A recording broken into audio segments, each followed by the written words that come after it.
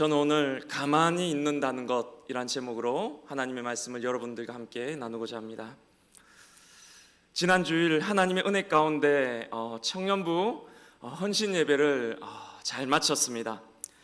제가 예배당에 들어서는 그 순간부터 우리 임원들과 리더들이 완벽하게 세팅을 쫙 해놓는 것 하며 또 베델 찬양팀이 찬양을 막 열정적으로 시작을 하는데 제 개인적으로 이문동교회 청년부 담당 목사인 것이 자랑스럽게 느껴졌습니다. 우리 청년들이 자랑스러웠습니다. 강사로 오셨던 그 온누리교회 목사님도 쫄았을 거예요. 와, 우리 이문동 여기 보통 아니구나. 제가 그래서 살짝 말씀드렸습니다. 117년밖에 안 됐습니다. 이렇게. 그리고 또 한편으로는 교회를 영 떠나버린 청년들의 빈자리가 아쉽게 느껴졌습니다. 코로나를 거치면서 믿음이 약한 어린 청년들이 많이 떠난 것 같습니다. 그래서 제 마음에 그들의 회복을 위해서 기도하는데, 하나님, 그 떠난 청년들이 교회에 다시 오게 해주십시오라고 기도를 하다가 나중에는 그들이 교회에 나오는 이유를 알게 해주십시오라고 기도가 바뀌게 되었습니다. 여러분, 우리가 교회를 왜 나와야지 됩니까? 구원받기 위해서 나오지 않습니까? 그런데 이 구원이란 것은 추상적인 단어가 아니라 나를 찾는 게 구원입니다. 여러분, 내가 누구인지를 아는 것, 그것이 바로 구원이라는 것입니다. 우리는 한 번뿐인 인생을 살아갑니다. 인생이라는 돌이킬 수 없는 단 한 번의 여행을 떠나면서 우리는 어디로 가는지 모릅니다. 내가 어디로부터 왔는지를 모르죠. 내가 누구인지를 잘 알지 못합니다. 그 답을 발견하기 위해서 교회에 오는 것입니다. 내가 누구인지를 발견하면 내 삶이 자유로워지고 내 삶이 편해진다라는 것입니다. 여러분은 진짜 나를 발견하셨습니까? 저는 찾았습니다. 저는 이제 제가 누구인지를 압니다. 제가 글을 하나 읽어드리겠습니다. 한번 화면을 한번 보시겠습니다. 내가 되면 사람은 아무 문제가 없다. 인간의 모든 문제는 자기를 남과 비교하는 데서 일어난다. 자기가 자기일 때 자기는 절대다. 다만 자기를 남과 비교하게 될 때 상대에 떨어지고 만다. 절대가 되면 괜찮은데 상대가 되면 문제다. 죄라는 것은 상대에 떨어지는 인생, 그것이 죄라고 생각하는 것이다. 내가 누구인지를 알지 못하는 그 상태를 죄라고 한다는 것이죠. 여러분은 여러분 자신을 절대로 느끼고 계십니까? 절대의 나를 발견하는 것이 나를 아는 것이라는 말입니다. 저는 제가 저희 영을 만나는 그 순간에 이 말의 뜻을 이해했습니다. 다시 말해, 저는 제 안에 계신 그 성령님을 만난 그 순간에 내가 누구인지, 내가 왜 절대의 존재인지를 이해했다라는 말씀입니다. 여러분, 인간이 짐승과 다른 점이 무엇입니까? 짐승은 오로지 육의 존재입니다. 먹고 싶으면 먹고 자고 싶으면 자는 철저히 육에 의존하는 인생입니다. 그런데 인간은 그렇지가 않죠. 때론 인간들 중에도 욕심대로 사는 사람들을 보고, 육체의 소욕대로 제멋대로 사는 사람들을 보고 우리가 저런 짐승 같은 인간이라고 말하기도 하지만, 분명히 인간과 짐승은 다른 점이 있습니다. 하나님이 인간을 창조하실 때 하나님의 형상대로 인간을 만드셨다라는 말이 성경에 나옵니다. 하나님의 형상대로 인간을 지으셨다라는 말이 무슨 말인지 여러분 아십니까? 하나님의 형상이 뭘까요? 하나님 또 우리 인간처럼 눈과 코와 입을 갖고 계셔서 인간을 그렇게 만드셨다는 뜻일까요? 아니면 하나님이 손과 발이 있으셔서 그렇게 인간을 만드셨다는 뜻이겠습니까? 아닙니다. 하나님은 영이시니 예배하는 자가 영과 진리로 예배할지니라 하는 말이잖아요. 하나님은 영이시니 우리 인간들도 그 하나님의 형상대로 영적인 존재로 지음을 받았다라는 말입니다. 이것이 인간과 짐승의 커다란 차이라는 것입니다. 그러니까 우리가 지금 살아가는 이유는 하나님의 형상을 회복하기 위함입니다. 다시 말하자면 인간 되기 위함입니다. 나를 발견하는 것이고 내가 되기 위함이라는 것입니다. 그런데 우리 인간이 겪는 모든 문제들이 이 절대의 나를 발견하지 못해서 내가 진짜 누구인지를 알지 못하기 때문에 거기서부터 인간이 겪는 모든 문제들이 기인하게 된다라는 것입니다. 여러분 한번 생각해 보시기 바랍니다. 태어나서부터 지금까지 제 육체 변했습니다. 몸 바뀌었습니다. 나이가 들었습니다. 헤어스타일도 바뀌고 성격 해마다 다 달라졌습니다. 감정 수시로 변합니다. 생각도 오감도 다 변했습니다. 그런데 나의 영은 태어나서부터 지금까지 단 한 번도 변한 적이 없이 그대로 있습니다. 내 영은 성령의 씨앗입니다. 내 영과 성령을 어떤 다른 물질적인 것으로 봐서는 안 됩니다. 내 영이 성령의 씨앗이고 내 영이 곧 성령의 분점이라는 것입니다. 그 영이 진짜 나라고 생각하는 사람과 내 육체, 감정, 스펙 늘 변하는 이게 나라고 생각하는 하고 살아가는 그 사람들의 삶이 같을 수가 있을까요, 여러분? 다를 수밖에 없습니다. 이 영을 발견한 사람, 자기의 절대성을 발견한 사람을 하나님의 자녀라고 말합니다. 그것을 위해서 우리가 여기에 있는 것입니다. 내 인생에 홍해가 찾아왔습니다. 성경에서 바다는, 성경에서 이 물이라고 하는 것은 흔히 혼돈을 의미할 때가 많이 있습니다. 앞이 캄캄한, 도무지 해결의 실마리가 보이지 않는 거대한 장벽, 거대한 바다가 나를 가로막고 있는 듯한 홍해가 내 인생 가운데 찾아왔을 때 나는 과연 어떻게 해야 되겠습니까? 이스라엘 백성들이 지금 홍해 앞에 서 있습니다. 앞에는 막다른 길, 막다른 바다가 나를 가로막고 있고 뒤에는 애굽의 병거와 마병들이 나를 죽이려고 달려오고 있습니다. 내 인생에 홍해가 찾아온 것입니다. 혼돈입니다. 문제가 생겼습니다. 어떻게 해야 될까요? 오늘 본문의 이스라엘 백성들은 어떻게 했습니까? 오늘 본문의 11절과 12절의 말씀을 한번 보겠습니다. 다 같이 읽겠습니다. 시작. 그들이 또 모세에게 이르되 애굽에 매장지가 없어서 당신이 우리를 이끌어내어 이 광야에서 죽게 하느냐? 어찌하여 당신이 우리를 애굽에서 이끌어내어 우리에게 이같이 하느냐? 우리가 애굽에서 당신에게 이른 말이 이것이 아니냐? 이르기를 우리를 내버려 두라. 우리가 애굽 사람을 섬길 것이라 하지 아니하더냐? 애굽 사람을 섬기는 것이 광야에서 죽는 것보다 낫겠노라. 이스라엘 백성들의 반응은 원망이었습니다. 두려워했다라는 것입니다. 애굽에 매장지가 없어서 여기서 죽게 합니까? 무섭다라는 것입니다. 그러면서 하는 말이 중요합니다. 우리를 내버려 두라.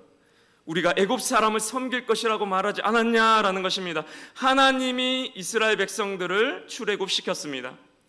그런데 그 하나님을 거부하고 있다라는 것입니다. 내버려 두라. 이는 자기 힘으로 살겠다는 뜻입니다. 유한한 인간이 유한한 자기의 힘으로 상대의 나로 육체의 나로 살아보겠다라는 말입니다. 어디 이게 이들만의 생각이겠습니까? 우리는 어떻습니까? 시험이 찾아올 때 교회를 떠나는 사람들이 있습니다. 내 인생에 중요한 문제가 다가올 때, 내 인생에 위험이 찾아올 때 오히려 하나님과의 교제의 시간을 멀리하는 사람들이 있습니다. 교회와 멀어지는 사람들이 있습니다. 이것만 해결하고요, 이 문제만 잘 해결되고 나면, 아니 제가 시험만 하고 나면은, 이 시험만 합격하고 나오면 이후에 교회를 나오겠다라고 말합니다. 자기 힘으로 그것을 해결해 보려고 이 자리를 떠나는 사람들이 있다는 말씀입니다. 날 좀 내버려 두라고 말합니다. 하지만 그렇게 해서는 안 된다는 말입니다. 내 인생의 모든 문제의 근원은 나를 모르는 데서 비롯됩니다. 나라는 자신의 뿌리를 육체에서 찾고 나라는 자신의 뿌리를 영에서 하나님으로부터 찾지 않는다는 것입니다. 여러분 한번 잘 생각해 보시기 바랍니다. 행복을 나 밖에서 찾는 사람은 영원히 행복해지지 못합니다. 행복을 나 밖에서 찾는 사람은 결코 행복해지지 못할 것입니다. 여러분은 행복을 지금 어디에서 찾고 계십니까? 나를 나 밖에서 찾는 사람은 나를 결코 못 찾습니다. 신을 나 밖에서 찾는 사람은 결코 신을 만나지 못합니다. 그래서 모세가 이렇게 말한 것입니다. 내 인생에 홍해가 찾아왔을 때 나는 과연 어떻게 해야 되는 것일까요? 오늘 본문에 그 답이 있습니다. 13절과 14절의 말씀을 다 같이 한번 읽겠습니다. 시작. 모세가 백성에게 이르되 너희는 두려워하지 말고 가만히 서서 여호와께서 오늘 너희를 위하여 행하시는 구원을 보라. 너희가 오늘 본 애굽 사람을 영원히 다시 보지 아니하리라. 여호와께서 너희를 위하여 싸우시리니 너희는 가만히 있을지니라. 지금 이스라엘 백성들은 매우 긴박한 다급한 위기 상황에 처해 있습니다. 그의 앞에는 막다른 홍해가 가로막고 있고 뒤에는 병거 600대가 수만의 군사들이 그들을 뒤쫓았습니다. 생명을 노리는 이런 긴박한 상황 가운데 모세는 지금 뭐라고 말합니까? 너희는 가만히 있을지니라. 그런데 이게 어디 가만히 있을 상황입니까? 가만히 있을 상황이 아닙니다. 헤엄을 쳐서 바다를 건너가라고 말하는 편이 나을지도 모릅니다. 아니면 애굽에 항복을 했다가 나중에 후위를 도모하자고 말하는 편이 나을지도 모릅니다. 각자 사방으로 튀어라고 하든지 자기 살 길을 열심히 찾아도 모자랄 그 상황에서 모세는 가만히 있으라는 것입니다. 도대체 이 가만히 있으라는 뜻이 무엇일까요? 일단 가만히 있기가 정말 어렵습니다.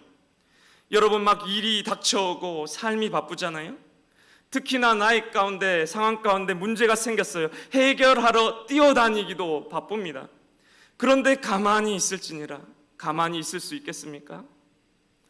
여러분 가만히 있을 수 있겠습니까? 여기서 가만히 있는다라는 것은 뿌리를 하나님께 받고 서 있다라는 뜻입니다. 나의 뿌리를 하나님께 받고 서 있다라는 뜻입니다. 내 인생의 뿌리를 하나님께 받고 가만히 서 있다라는 말입니다. 나의 뿌리가 누구입니까? 여러분 나의 근원이 누구예요? 내 인생의 뿌리가 누구입니까? 바로 하나님이라는 것입니다. 나를 나되게 하시는 분도 하나님이시고 나를 살리시는 분도 하나님이시고 나를 죽이시는 분도 하나님이시라는 것입니다. 나를 나되게 하는 분이 하나님이고 내가 보고 듣고 느끼는 이 모든 것이 하나님으로부터 비롯되지 않은 것이 없다라는 그 믿음, 내 뿌리를 하나님께 받고 서 있다라는 말씀입니다. 자신의 존재를 하나님께 두는 사람, 내 인생의 뿌리를 하나님께 두고 사는 사람과 자신의 존재를 이 겉의 사람, 이 육체의 스펙, 나의 학벌, 내가 가진 재산, 내 인기, 내 환경에 두고 사는 사람은 같을 수가 없습니다. 후자는 늘 흔들립니다. 있을 때는 좋아 죽다가도 없어지면 이내 죽고 싶어집니다. 남들의 평가 한마디에 기분이 확 잡쳐버립니다. 돈 없으면 루저가 된 듯하다가 홍해가 갑자기 내 인생 가운데 찾아오면 내 인생이 송두리째 흔들립니다. 사도 바울이 감옥에서도 기쁨을 노래하고 나는 빈에 처하든 부에 처하든 궁핍에 처하든 풍부에 처하든 배부른가 배고픈가 풍부와 궁핍에도 처할 줄 아는 일체의 비결을 배웠다라고 하는 것과 너무나도 다르지 않습니까? 사도 바울의 그 비결이 뭐였습니까? 내게 능력 주시는 자 안에서 내가 모든 것을 할 수 있느니라. 바울은 자신의 뿌리를, 자신의 인생을 겉사람이 아닌, 자신이 닥쳐오고 있는 환경이 아닌 하나님께 자신의 뿌리를 두었다라는 말입니다. 내 힘으로, 내 육체로, 내 스펙으로 산 것이 아니라 내게 능력 주시는 자로 나와 연결된 그 무한에서 나의 정체성을 찾고 나와 연결된 그 무한으로부터 힘을 끌어다 쓰는 사람이었다라는 것입니다. 하나님께 뿌리를 둔 인생, 그 하나님과 연결된 인생, 하나님으로부터 자신을 규정짓는, 자신의 정체성을 하나님으로부터 찾는 사람이었다라는 말씀입니다. 여러분은 홍해 앞에 가만히 있을 수 있습니까? 아니면 여러분은 문제마다 흔들리고 계시진 않으십니까? 여러분은 자신의 뿌리를 지금 어디에 두고 살아가고 계십니까? 제가 예전에 이문동교회 고등부를 담당하고 있을 때 한 번은 이런 설교를 한 적이 있었습니다. 그때 제목이 뭐였냐면 내 인생의 모퉁이돌이란 제목으로 설교를 한 적이 있었습니다. 그때 당시 제가 첫째 아이를 낳고 힘들었을 때 저희 첫째 아들이 4.2kg의 우량한데 자연분만으로 나오면서 또 의료사고가 겹치면서 그래서 막 산모가 피를 철철 흘리면서 죽음의 위기를 넘겨야 했던 그런 상황이 있었습니다. 그 당시 제가 정말 힘들었습니다. 그때 제가 그 어려운 사건을 겪으면서 그 상황을 보면 막 앞이 캄캄한 거예요. 왜 내게 이런 일이 닥쳐올까? 원망되는 것이었습니다. 마치 이스라엘 백성들처럼 나를 내버려 두라, 그런 원망이 저의 가슴 속에도 들기 시작했습니다. 그런데 어느 순간부터 내 인생에 일어나는 모든 일을 하나님의 섭리로 바라보게 되었습니다. 이 섭리라는 말 뜻이 뭐냐면, 이 섭리라는 것을 한자로 보면 이렇습니다. 한번 보시겠습니까? 다스릴 섭자의 다스릴 리자입니다. 그런데 이 섭자를 보면 특이하게도 기이자가 3개나 들어 있습니다. 우리의 기가 몇 개입니까? 우리의 기는 2개입니다. 그런데 여기 다스릴 섭자에 보면 기가 3개 있습니다. 제3의 기로 듣는다는 것입니다. 제3의 눈으로 이 환경을 바라본다라는 것입니다. 영의 기로 보고 영의 기로, 영의 눈으로 본다라는 것입니다. 영의 기로 듣고 영의 눈으로 바라본다라는 것입니다. 영의 나로 서서 이 상황을 마주 대한다라는 뜻입니다. 그때 내 문제만 보는 것이 아니라, 내 환경만 바라보는 것이 아니라, 지금 나와 함께 계신 나의 뿌리 되신 그 하나님을 바라보게 되고 그 하나님의 음성을 듣게 된다라는 뜻입니다. 그래서 그때 설교의 제목을 내 인생의 모퉁이 돌이라고 지었습니다. 여러분, 모퉁이 돌이 어떤 돌인지 아십니까? 집이나 건물에서 가장 중심이 되는 기둥이 있잖아요. 그 집 전체를 떠받치고 있는, 가장 중심이 되는 그 기둥 밑에, 그 기둥을 받치고 있는 돌이 모퉁이 돌입니다. 제 인생에 환난이 찾아왔어요.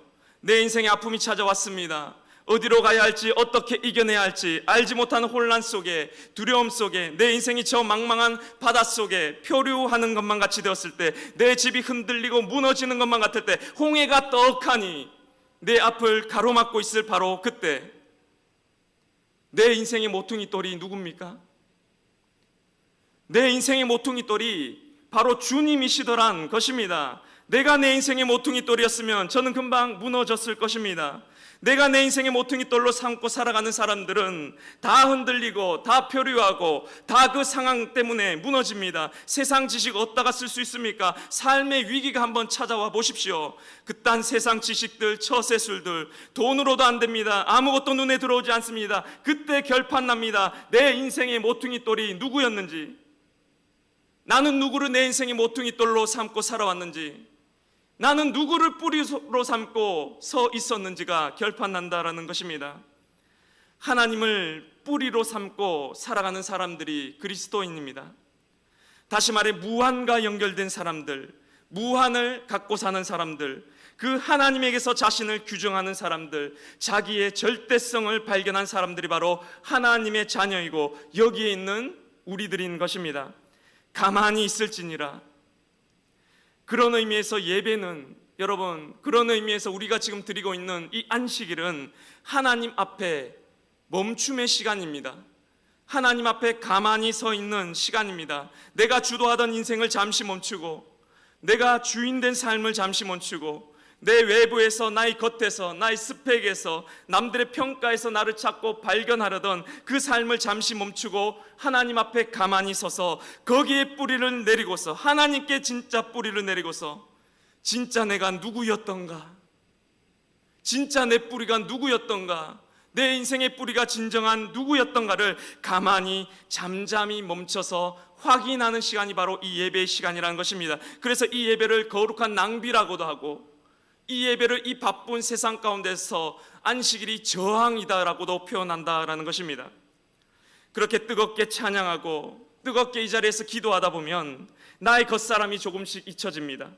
점차 속사람이 드러나게 됩니다. 점차 내 영이 살아나는 것을 스스로 발견합니다. 성령님이 임재합니다. 그때 내가 바로 하나님께 뿌리를 둔 사람이었지, 이게 나였지, 남들이 말하는, 그들이 나를 향해서 평가하는 그것이 나가 아니었지, 이게 나였구나. 그렇게 내가 되어서 제3의 눈으로 보고 제3의 귀로 듣고 제3의 나로 이 문제를 바라보게 되면 새로운 시각이 열리게 된다는 것입니다. 해야 할 일들이 보이게 된다는 것입니다. 새로운 힘과 용기가 내게 부어진다라는 말씀입니다.